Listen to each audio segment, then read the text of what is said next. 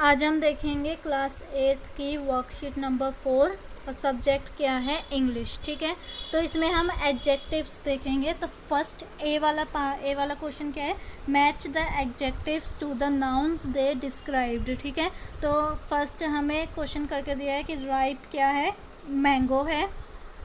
Then curly क्या है, hair है।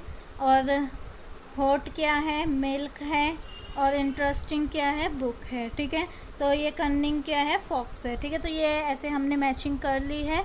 अब देख लेते हैं डिग्री ऑफ कंपैरिजन क्या होता है। ठीक है, बी वाला देख लेते हैं डिग्री ऑफ कंपैरिजन।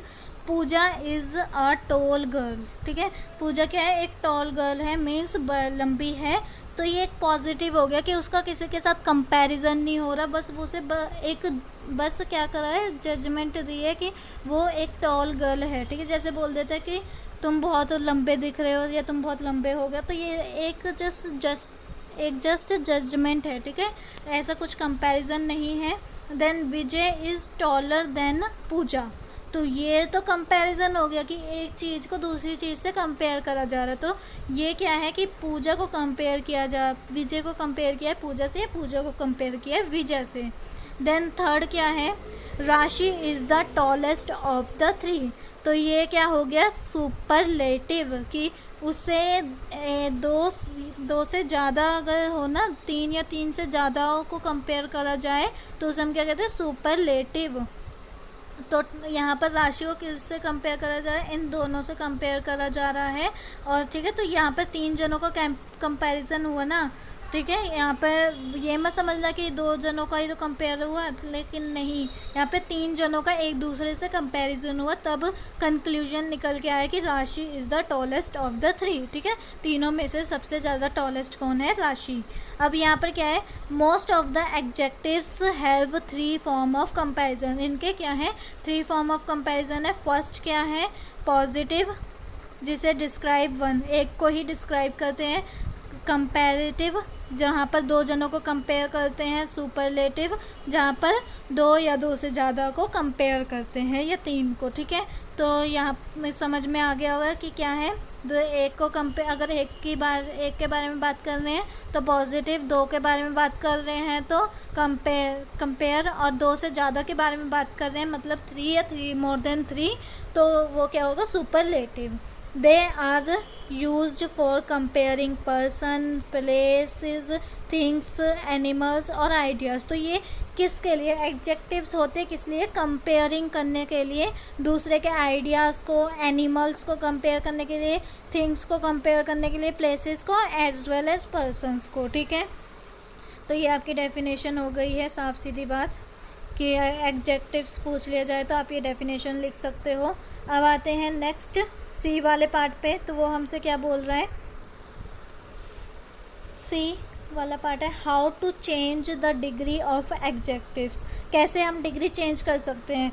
सिंगल में तो बस एकदम वही लगते हैं, क्लियर, ब्राइट, ये सारे सिंगल्स हैं। ठीक है, लेकिन अगर हमें चेंज करना हो उसे कंपैरिजन में या सुपरलेटिव में, तो उसे हम कैसे चेंज करेंगे, ER लगा के और EST लगा कर। ठीक है, अगर कंपैरिजन में कंपैरेटिव में करना है तो ER लगाएंगे, अगर सुपरलेटिव में करना है तो EST लगा देंगे उस वर्ड के पीछे। तो देखते हैं कैसे करते हैं। पहला तो हमें सॉल्व करके दिया हुआ है क्लियर का, क्लियर और क्लियरेस्ट। अब देखते हैं सेकंड का, ब्राइट लिखा हुआ है तो इसका क्या हो जाएगा, ब्राइटर। ठीक है, ये कंपैरेटिव का हो गया। और ब्राइटेस्ट उसका सुपरलेटिव का हो जाएगा, तो ब्राइटेस्ट ये होगा सुपरलेटिव का। ठीक है, अब आते हैं नेक्स्ट, तो क्या है, स्ट्रॉन्ग। तो स्ट्रॉन्गर हो जाएगा किसका, स्ट्रॉन्गर हो जाएगा इसका कंपैरेटिव का। और स्ट्रॉन्गेस्ट किसका हो जाएगा, सुपरलेटिव का। तो स्ट्रॉन्गेस्ट हो जाएगा सुपरलेटिव का, तो EST आता है, स्ट्रॉन्गेस्ट। ठीक है, ये हो गया। अब आते हैं थर्ड वाले पे। तो थर्ड वाला तो हो गया। फोर्थ वाले पे हाई, हाई तो वन, एक को डिस्क्राइब कर रहा है। जैसे कि इसकी ये बहुत हाई लेवल का है। अब अगर दो जनों का कंपेयर करना हो तो हायर लेवल के हैं, ठीक है, हायर लेवल एजुकेशन कर रहे हैं, या ये तो हाई लेवल का एजुकेशन कर रहे हैं। अगर दो जनों का तो हायर लेवल का एजुकेशन कर रहे हैं। अगर तीन या तीन से ज़्यादा का करना होगा हाईएस्ट लेवल का एजुकेशन कर रहे हैं। क्या कर रहे हैं? हाईएस्ट लेवल का एजुकेशन कर रहे हैं। अब आते हैं फिफ्थ वाले पे, तो काइंड का मतलब होता है दयालु। तो एक को क्या है कि ये बहुत ज़्यादा काइंड है। अगर दो के लिए बोलना हो तो ये बहुत ज़्यादा काइंडर है। अगर तीन के लिए बोलना हो तो ये बहुत ज़्यादा काइंडेस्ट है, ठीक है, तीन या तीन से ज़्यादा। अब ये तो चलो हो गया। अब आते हैं नेक्स्ट क्वेश्चन पे, choose and fill in the blank with the correct degree of adjectives given in the blanks, ठीक है। तो यहाँ पर हमें क्या करना है, इन ब्लैंक्स में एकदम करेक्ट क्या करना है, एडजेक्टिव्स भरने हैं। जैसे कि फर्स्ट क्या है, करण इज़ डैश देन नीलू, ठीक है। तो यहाँ पर दो जनों का कंपैरिजन हो रहा है, तो हम यहाँ पर ओल्डर ही लिखेंगे, ठीक है। अगर दो जनों का हो तो ER वाला लगता है। अब यहाँ पे क्या है, mangoes are dash than oranges. तो यहाँ पर किन जनों का कंपैरिजन हो रहा है, दो जनों का।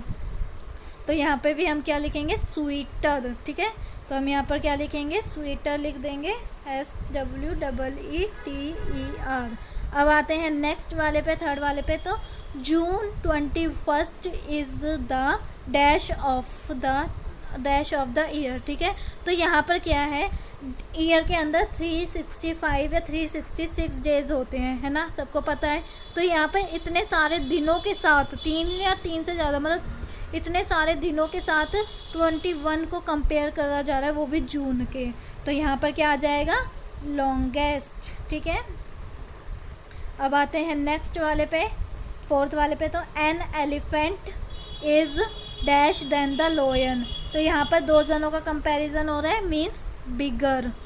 अब आते हैं फिफ्थ वाले पे, तो this watch is very slim, slim, ठीक है, स्लिम मीन्स यहाँ पर अब इसका स्लिम का यूज़ किया गया है क्योंकि इसका किसी से कंपैरिजन नहीं हो रहा। जैसे कि ऐसे बोला जाए कि this watch, your watch is similar to किसके, सिमिलर टू इसके, या तो कुछ भी बोलो, सिमिलर टू राम श्याम, ठीक है, ऐसे सिमिलर टू राम हो रहा है।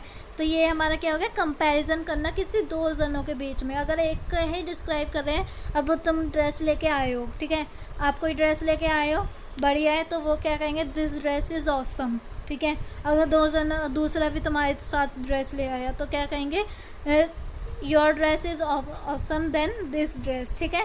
तो यही बोलेंगे। तो इसका मतलब दो ड्रेसों का कंपैरिजन हुआ।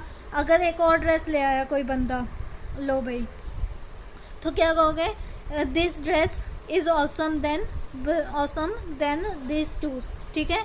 तो ये हो गया हमारा कंपैरिजन। या तो दो का हो तो कंपैरेटिव, जहाँ पे ER लगता है, तीन का हो तो तीन या तीन से ज़्यादा तो EST, अगर एक का हो तो सिंपल वर्ड लिखते हैं। तो यहाँ पर क्या आएगा, स्लिम, ठीक है।